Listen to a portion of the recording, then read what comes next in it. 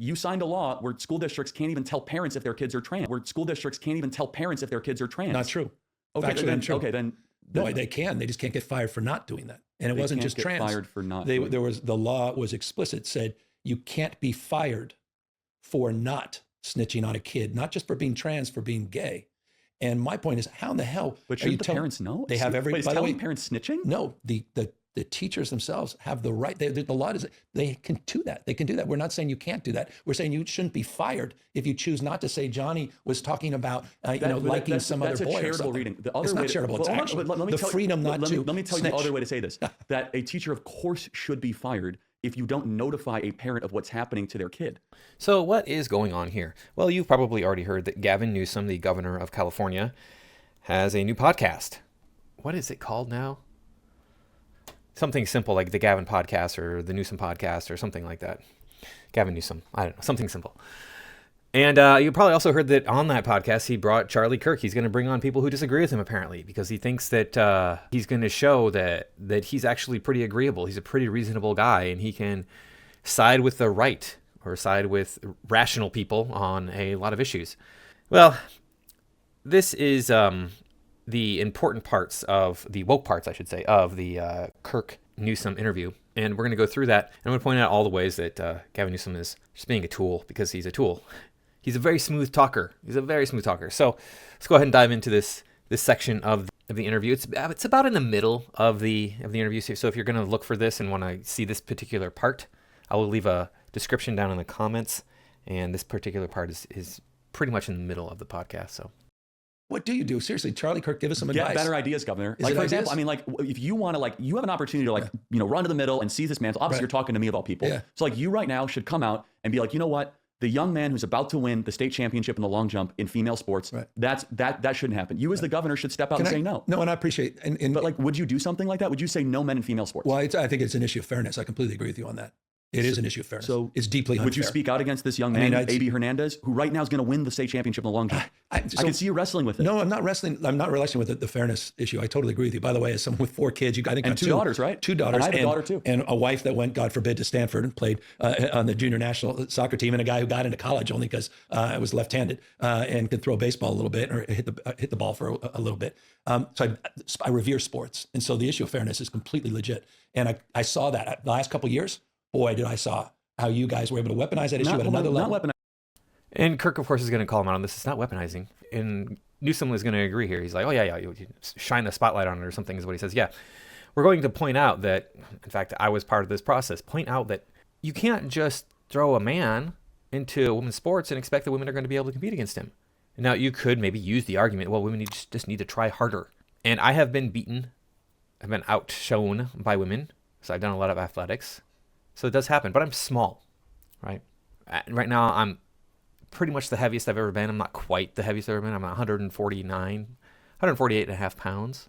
So the most I've ever weighed is 152 pounds. So there are a lot of women out there who weigh more than me. So when you're dealing with things like fighting, they're going to hit harder. So they have, at times, outdone me. They never won the war, but they might have won a few battles. But the thing is he's dodging this question. He's going to dodge this whole thing. He's not going to ever come to the conclusion that, yeah, this needs to stop now, and I'm going to put a stop to it.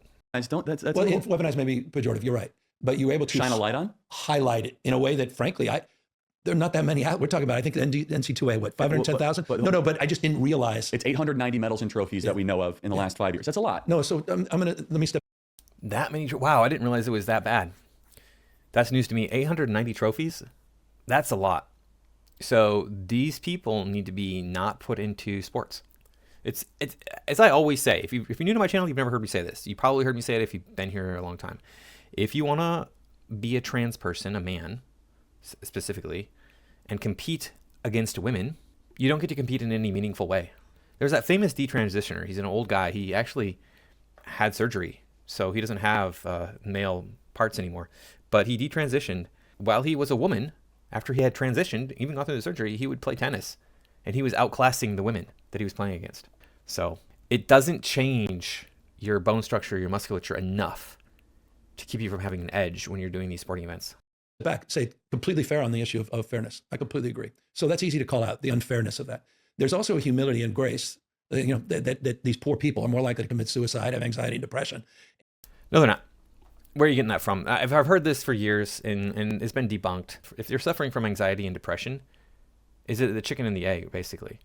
Is it the anxiety and depression causing you to want to switch? Because if you talk to Chloe Cole, we all should know Chloe Cole by this time. She's like, I was anxious and depressed, so I thought this was going to be a solution to my problems. And what 12-year-old child is not anxious and depressed? I don't think I was very much. Well, actually, no, I was. I was depressed at that age. I don't know that I was so much anxious, but I got anxious as I got older. Anxiety became a big deal for me, actually, for a few years.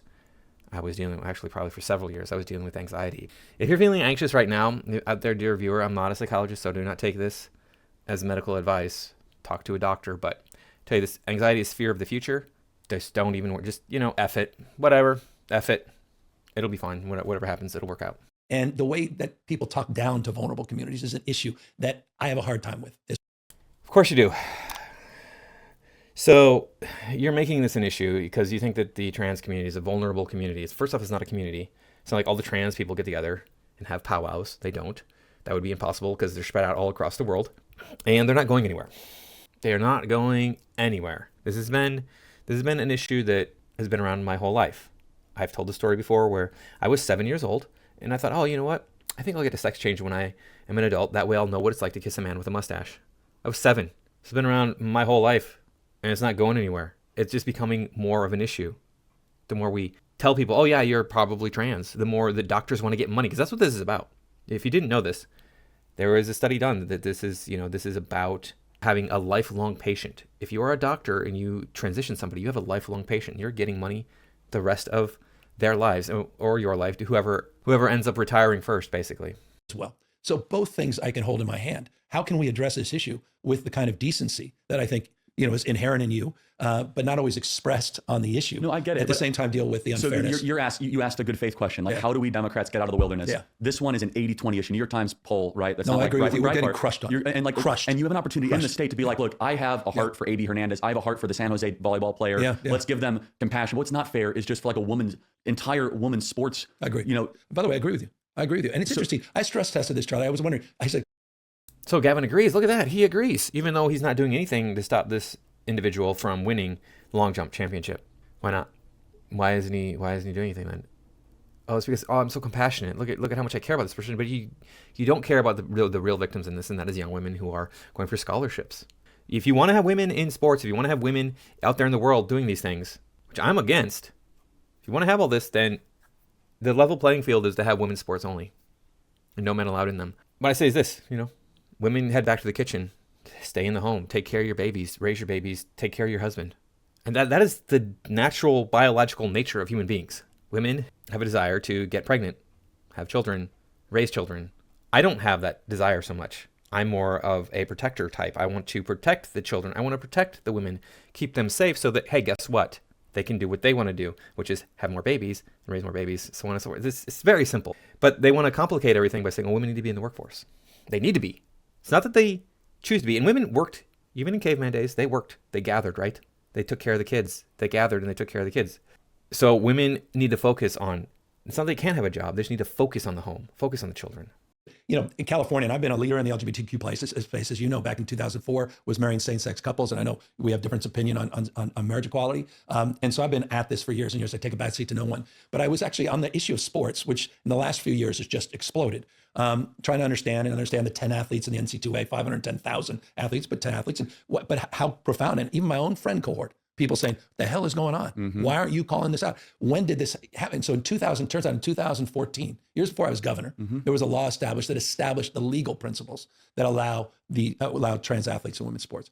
So change the laws. You can bring a law to the table anytime you want to, can't you?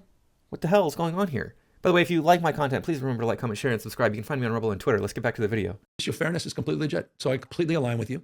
And we've got to own that. We've got to acknowledge it. I don't say that through the prism of politics because you disagree with same-sex marriage on principle. Mm-hmm. And so I'm not, and by the way, I value the fact that you're not trying to walk away from that principle because electorally, I'm in the minority of that. Yeah, in the minority. And I don't want to walk away from this principle because it's electoral, but it is an issue of fairness. And I think Democrats have lost that. I think that I wish that we would have done this podcast last week last week. Well, because the U.S. Senate just every Democrat voted against that bill. And I'm just telling you, like, again, I'm not one to give Governor Newsom advice. You guys are giving us an 80-20 issue that is just permeating the country. It's such an affront to our senses. And you look at these videos, Governor, because it's not just that it's, okay, you read an article about it, but these young men that are in these sports, they're throwing around girls, and it is an issue of fairness, but it goes to a broader arch narrative, there you go, which is important. No, and this, I want to hear this. Which is this, that the Democrats, you guys will tend to view an incident through an oppressor-oppressed lens. Yeah. It's your training. It comes from college. It comes from, and we as conservatives tend to view things through right or wrong or just or unjust.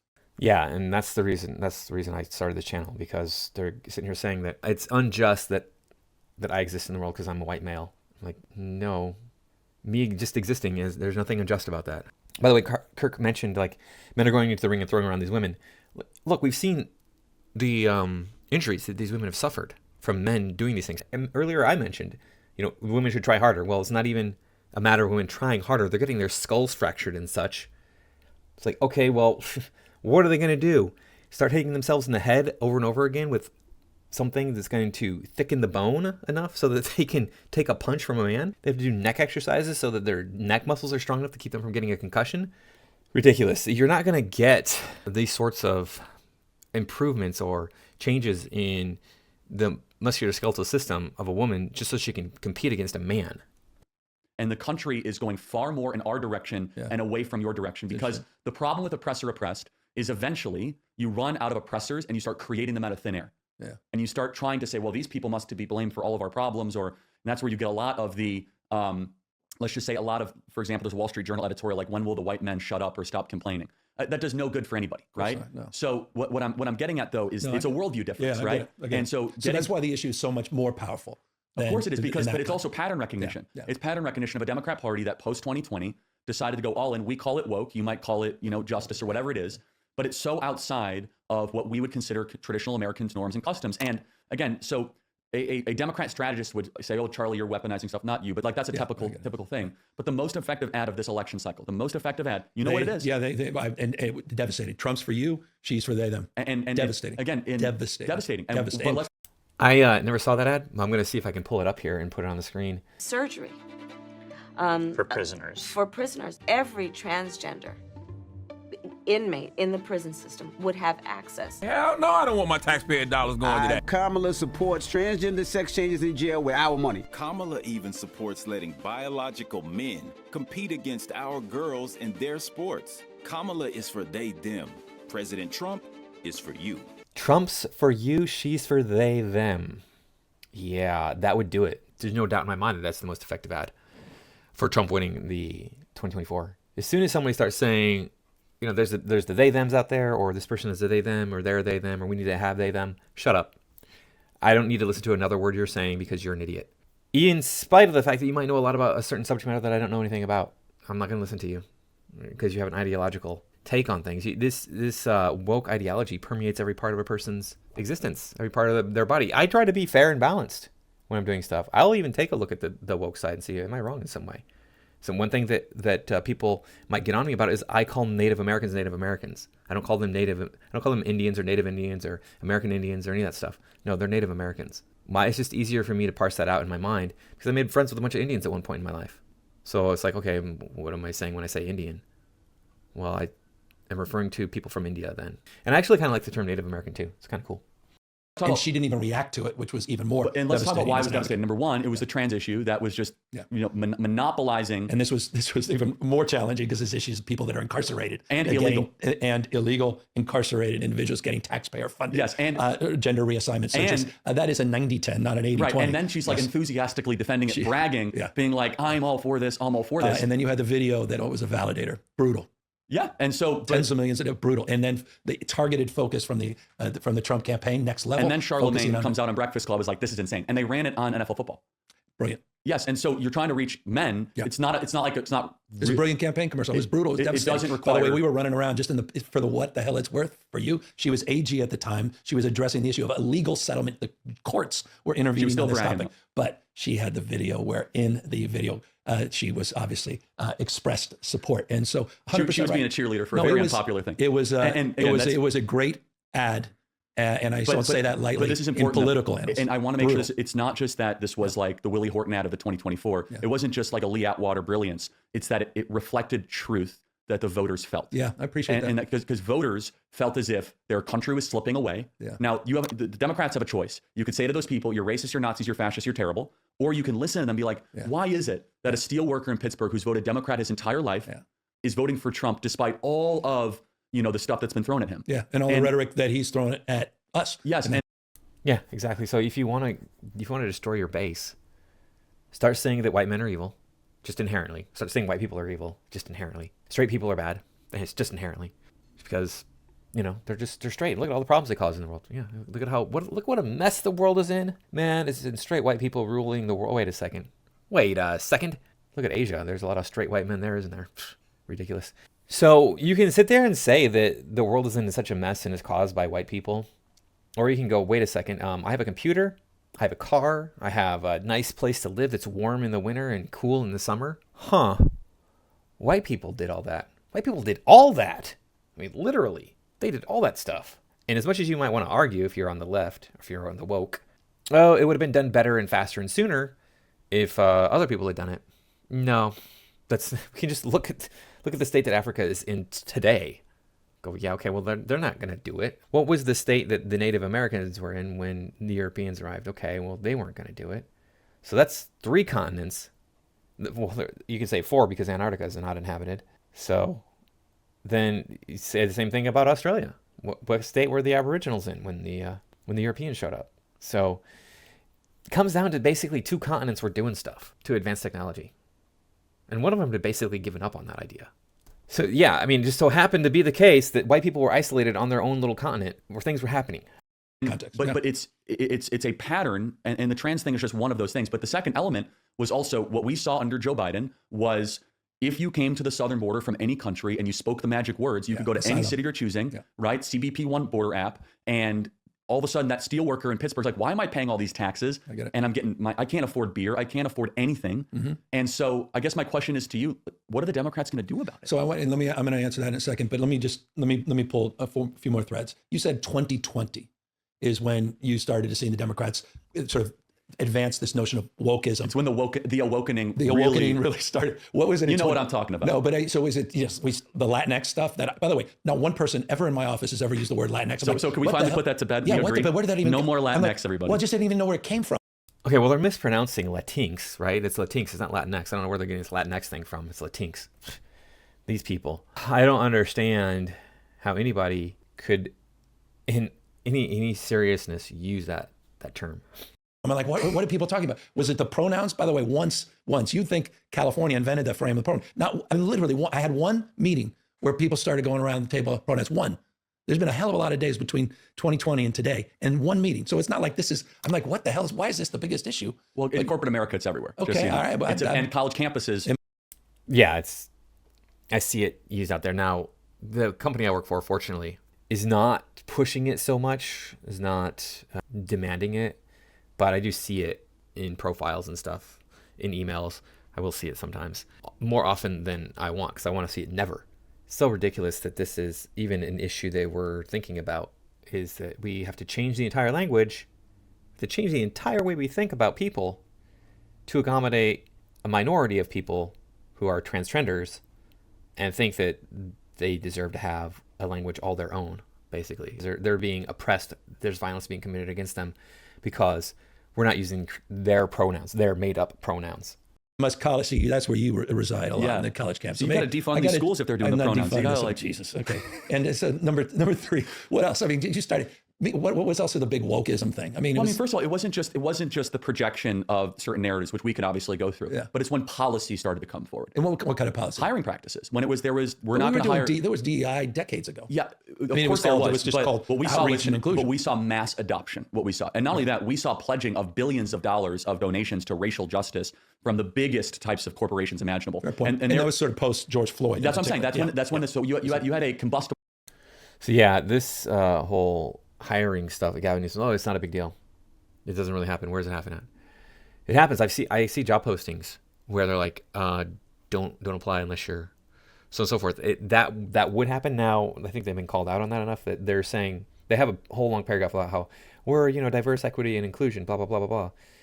And even though they're not saying, don't apply if you're white or if you're male, the paragraph that they're saying there is just to be like, hey, look, we're going to hire people who are not white and male.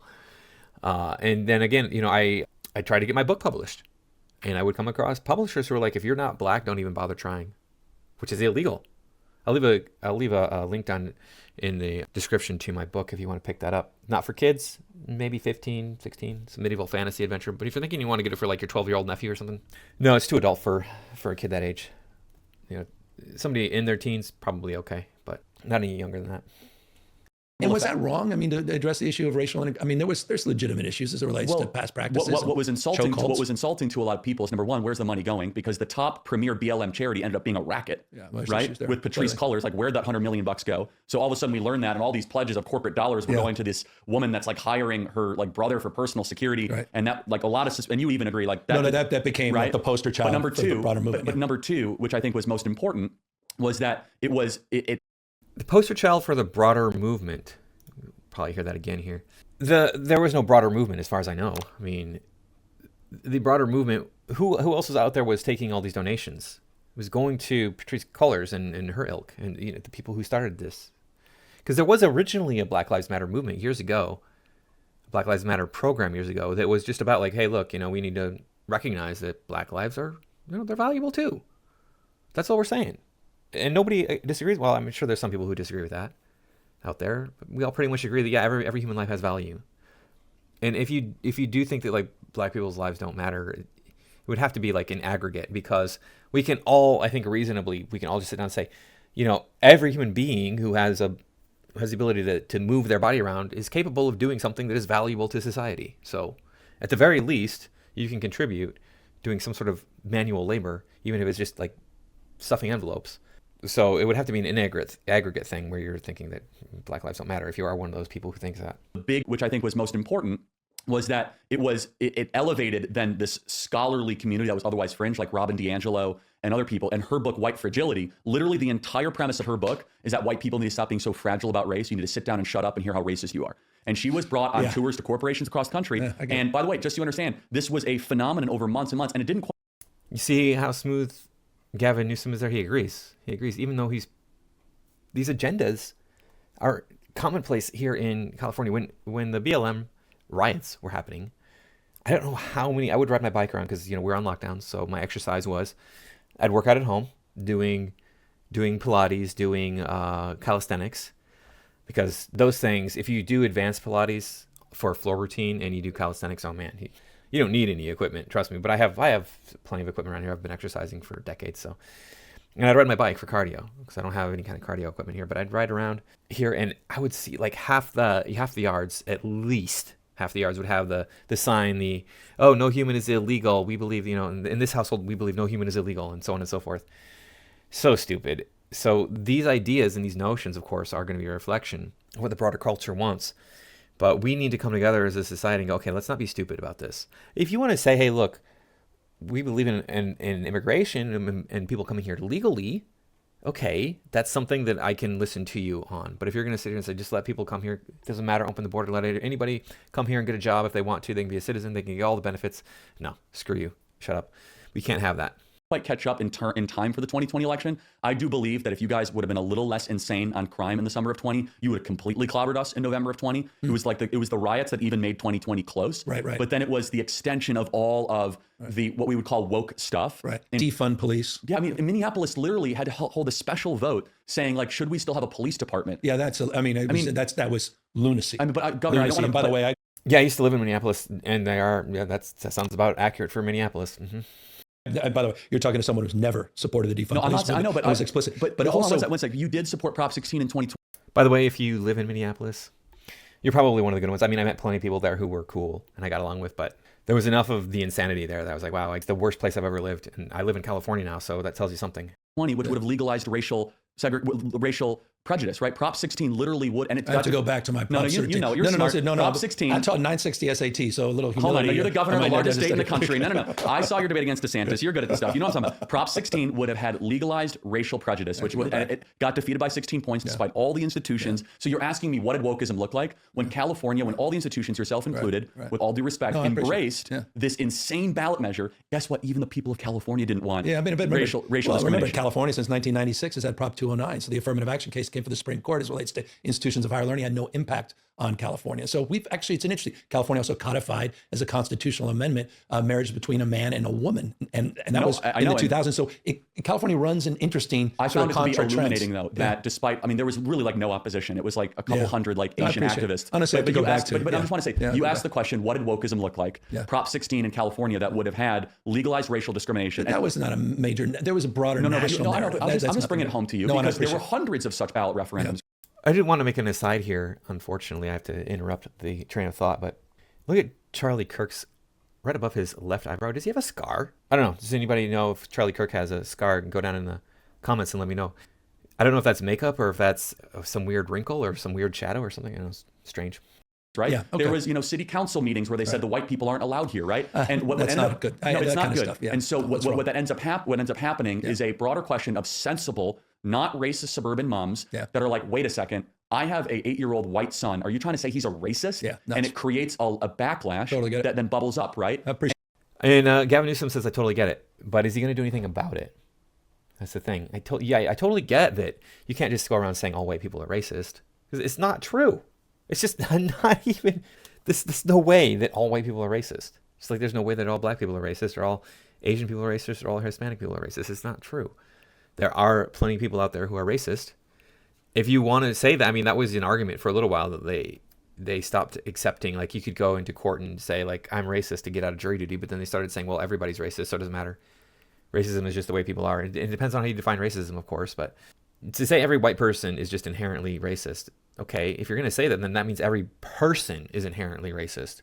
You can't have one race of people who's inherently racist. Well, the others aren't, though. Come on now. Give me a break. And I appreciate that perspective. And I appreciate not just the perspective, I totally appreciate what you just said.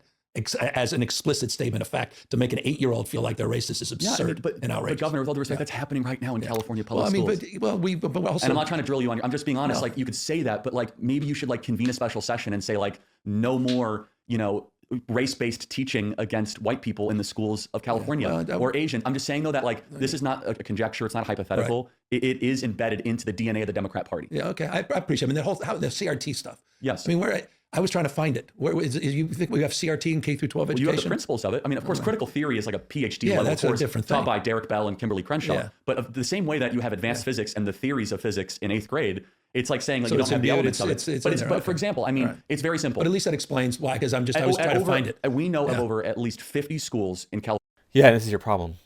I don't know if you heard what Gavin Newsom said there. He's like, oh, that explains this because I'm always trying to find it. Yeah. Critical race theory, the college level ideas are not being taught to a college level to 8-year-olds. But these notions have trickled down into the educational system across the country. And all you have to do is go on Twitter, follow End Wokeness. I'm sure that you can find this stuff all because this stuff is taken off of TikTok and Instagram. You just go on TikTok and Instagram and find all this stuff. People saying that, oh yeah, in my classroom, the LGBTQ flag is what we fly. We do not fly the American flag, blah, blah, blah, so on and so forth. Ridiculous. That do things called privilege walks. Do you know what privilege walks are? What are privilege walks? Where they walks? make kids walk ahead based on certain questions, and they try to make a point saying, well, see, the white people are ahead. They must have white privilege. Okay, I get it. Yeah, no. See, all right, I got to get back into the classroom. No, you got to get. I got 6 million kids. You got to get your education czar. 1,050 school districts, the largest school system on planet. I know that. But no excuse, because these things are important. And by the way, it's the reason we're having this conversation. This is very illuminating and helpful to me to understand sort of the animus. What is it about? I don't believe him, but I hope he's telling the truth. I hope it, but I don't think he is. I don't think that he has the interest of the populace of California at heart. I don't think that he is anti-woke, as he's claiming to be here. Maybe he is, but I don't think that he is. If he were, then California would look very different right now. Even though he's only been governor for 6 years, he still would have made a lot of big changes that would end all the wokeness and just focus on like, let's get S done. That anime, I joke with people. I said, you guys don't like DEI, CRT, ESG, DOJ, FBI, it's IRS. All the acronyms. It's all the damn 3-letter acronyms. What the hell's the Okay, my personal pet peeve, these are not acronyms. The definition of acronym is on the screen. Now, these are initialisms. Stop using acronym. Wrong. Issue. What's going on with all that? You know, you missed some. Which ones? Which others? What have I missed? EPA? Of course, you don't like, the Employment Prevention Agency. Jeez. Right? Oh, okay. You're about to get that 65%. That's what it's not just acronyms that we dislike, for the record, but it's what feels like that sometimes. I mean, how about the book ban stuff? On a serious note, 4,240 books or titles, libraries and schools were banned in 2023. Is that not? Now we get to the thing that I'm really interested in here for this particular video is book banning. Oh, look, we're banning books. So they're having bonfires here in California. Oh, no, wait, that's illegal. Where they're just burning all these books? No, of course, like I said, that's illegal. As a conservative? Well, it depends. I mean, like, I think we can both agree pornography should not be taught to 9-year-olds. Fair point. Okay, there. so that's a book ban. All right. Well, there were some other books. No. Bill O'Reilly's that book was the banned. Moms for Liberty contention. Time out. Yeah. Like, I agree on Bill O'Reilly. The Moms for Liberty movement that you made a big thing of was just no porn to 10-year-olds. Yeah. We agree. So those books should be banned. Well, okay. So what we should do right now is every California school that has porn in their library should be kicked out. Does that include the Okay, so these are not book bans. Charlie Kirk is calling them book bans. He should not be calling them book bans because they're not book bans. This is the hyperbole of the woke saying, oh, you're banning books by not allowing certain books in schools. You can't allow every book in a school. My book, hey, I think everybody should read my book. Every adult should read my book. I don't think it should be in schools. There's no reason to have it in schools. It's ridiculous. So how stupid is that? It's not a book ban. It's not a book ban to keep my book out of the libraries of schools, out of the curriculum of schools. So that's not what a book ban is. A book ban is actually getting rid of a book completely. We're not allowed to have this book. We're not allowed to sell this book. We're not allowed to buy this book. That's a book ban. Watch, what is the name of that movie? It was made in England, I think in the 70s, and then it was remade more recently, starring Michael Jordan. I can't remember. He plays what's called a fireman, and they're going around burning books. So whatever movie, look up Michael Jordan movies. I'll probably throw the poster for it on the screen right now, so you know what movie that is. Yeah, but we're not banning books. The point is, we don't have these book bans going on. Just because you can't get a book at a public library or a school doesn't mean the book is banned. It just means it's not available in those locations. Can you go on Amazon and buy it? Can you go to the local bookstore and buy it? And in case you don't know, this is pretty crazy. I did see. I'm going to try to bring this up and show this video right now. At a school board, a parent reading from one of the books that is in the curriculum, one of these explicit books, and the school board is saying, "No, stop. We don't want to hear this. It's inappropriate." And he's like, "Well, how come it's appropriate for children if you don't like hearing it as adults?" Crazy video. Hello, Navarro. Stuck any good lately? What's wrong, Navarro? I think you like a big in your mouth. Ha ha ha. Page 23. The other boy, page 23. Here it is. What's the educational benefit of talking about What's the educational benefit of talking about that? Is that going to help someone on the SAT score? Hear me kind. Get a shot at that. She can care less. That's a sign. She needs to put down her sign. For a second. Oh, you're putting me out. For what? For asking you to abide by the rules. A board member held up a sign, but the audience couldn't hold up signs. This is tyranny, and we're dealing with a corrupt government system. Bible? Well, I wouldn't say the Song of Solomon is porn, but I mean, some have made that point. Is that a fair point? I don't think that's fair. And as a man all. of faith, and I deeply admire that about you. Thank you. Sincerely. Yes, but no, I mean, again, the Song of Solomon is rather risque. No, it's but what very, we're talking about in these books is not just the words; it's also the images. And again, your audience can look at the images themselves. Okay. It's highly graphic. But again, it seems a banning binge. I mean, at next level, sort of cancel culture. But why do you think moms are doing that? Do you think it's because they want to have mind control, or do you think that they have come across incident of highly provocative material? I love moms, but this moms, I mean, we don't have to get into Moms for Liberty. It seems you brought up the book bans, deeply organized for a larger agenda, but that's my humble opinion. No, but let me just kind of complete the point. Is that it's easy to just call it kind of a book ban, but when you actually have to read some of these books, it will take your breath away of some of this stuff, right? You're like, okay, we're teaching a 10-year-old how to put a condom on. I know, I just have a problem with, who the hell is going to decide that? Government? I mean, Ron DeSantis is going to decide what I can read or say in the boardroom, in the classroom? That is your job.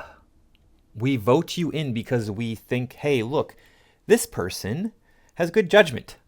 So they're going to make decisions that are going to align with what the general populace wants. And the general populace me being one, I don't have children. I don't have a dog in this fight, you might say, but I do because I'm part of the community. I don't want kids being exposed to this stuff.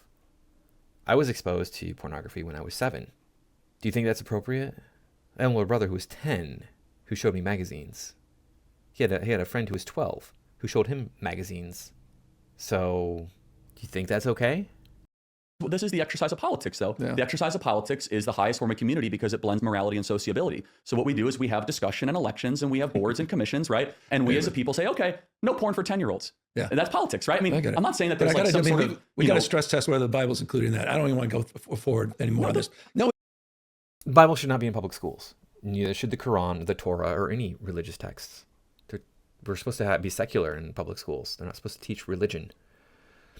It's okay if you want to teach the literature, but that's not the religion. So just keep all that stuff out of the schools. That doesn't matter. If you want to study the Bible, go study it. It's available.